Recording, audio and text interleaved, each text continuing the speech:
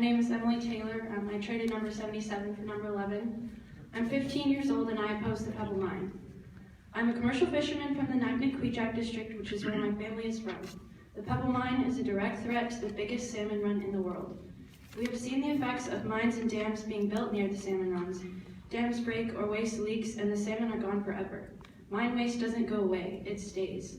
The proposed Pebble mine would be one of the biggest in North America.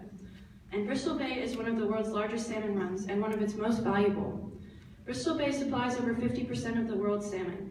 I once had someone tell me that there was no way the Pebble mine would affect the salmon run. They also told me that even if the salmon run completely disappeared, it wouldn't even matter because the mine would bring in so much money that it would make up for it. This is far from the truth. Mines are temporary and salmon are forever, but we have to let them. Fishing in Bristol Bay employs more than 14,000 people annually and is valued each year at more than $1.5 billion. Salmon isn't just a way of income, it is truly a way of life. I'm a fifth-generation commercial fisherman, and the permit I now hold once belonged to my great-great-grandmother, Anna Jukan. The money that could be brought in from the Pebble mine wouldn't even be able to last 2 generations, let alone 5. Salmon could last for 5 more generations, but we have to let it. Salmon will continue to come back forever, but if they go away, they're gone.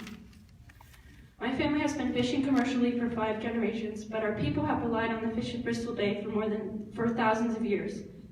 Fishing has been passed down to us generation to generation. I want to keep it that way. I don't want my children and grandchildren to have to ask me what it was like to go fishing. Do you think they'll ask me about this day? What I did to stop it? I don't want that to become my reality. The youth of today become the adults of tomorrow. What kind of earth are we leaving behind for them? We need to preserve our salmon so future generations can have it too. Salmon is a way of life for my family and the people of Alaska. As the Indian saying says, only when the last tree has died, the last river has been poisoned, and the last fish has been caught will we realize that we cannot eat money. Thank you.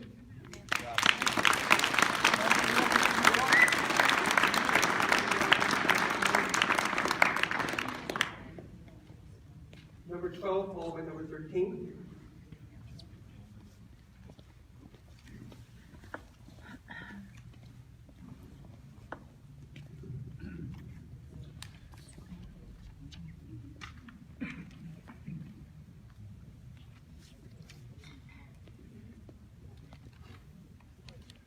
Good afternoon. My name is John Sturgeon, spelled S-T-U-R-G-E-O-N, a 50-year resident of Alaska.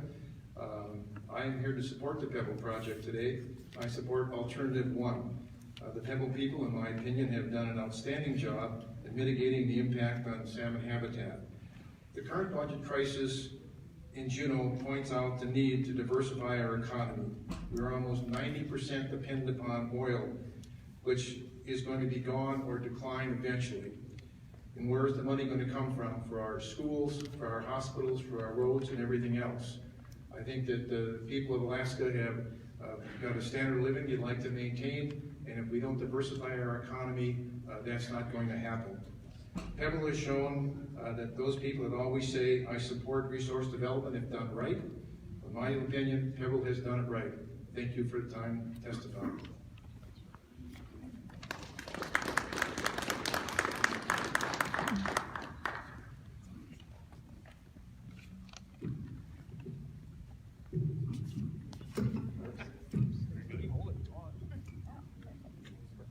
My name is Gestring. I'm with Earthworks, and I've spent roughly the last 20 years reviewing mining environmental impact statements.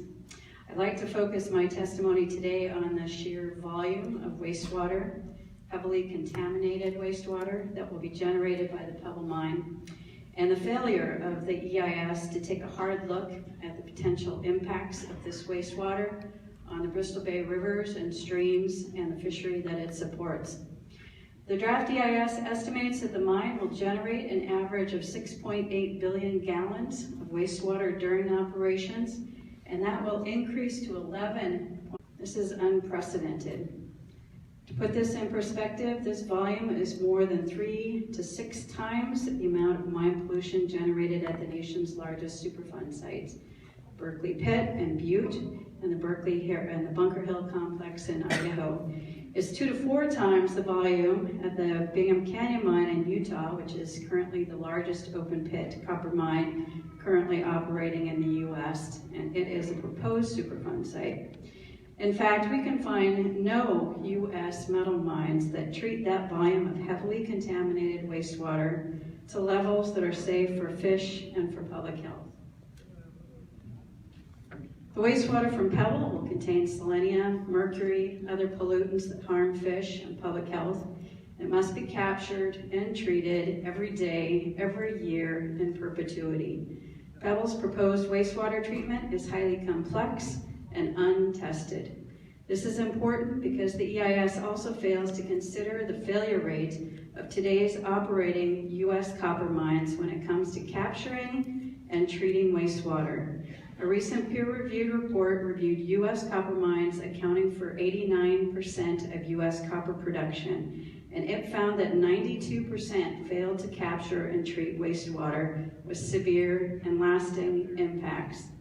The bottom line is that the draft EIS fails to demonstrate that this volume of highly contaminated water can be effectively captured and treated in perpetuity, and it fails to analyze the impacts of that.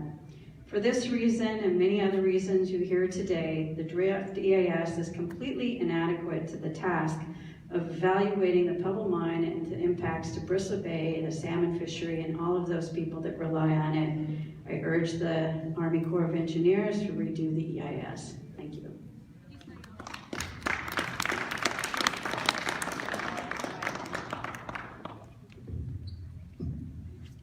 Number 14, then we're going to take a 10-minute break.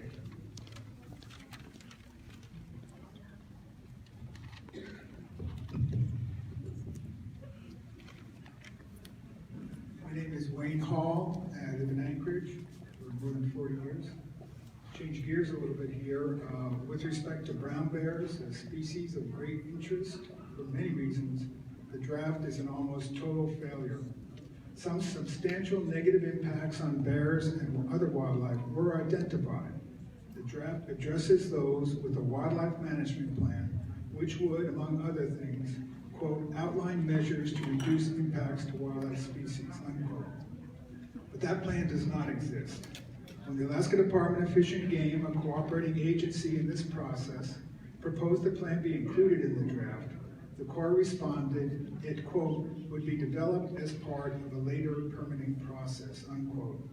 There can be no public or peer review of a plan that does not exist. For recreation, mostly wildlife-related activities, the Corps defines the EIS analysis area as a large part of the Alaska Peninsula from Lake Clark to Katmai.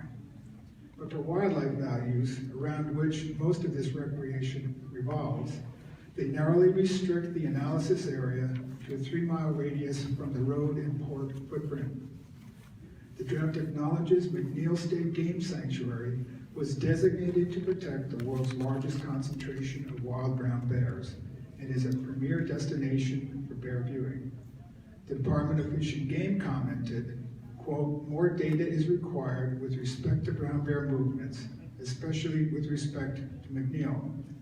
The Corps refused because McNeil was conveniently, by their narrow definition, outside of the EIS analysis area. In multiple other requests from Fish and Game for more bear data, the Corps refused, stating, quote, the information is not necessary to disclose the reasonably foreseeable significant impacts, and it would not be essential to make a reasoned choice among alternatives, unquote. To the contrary, without such information, it is impossible for the public and cooperating agencies to make informed decisions.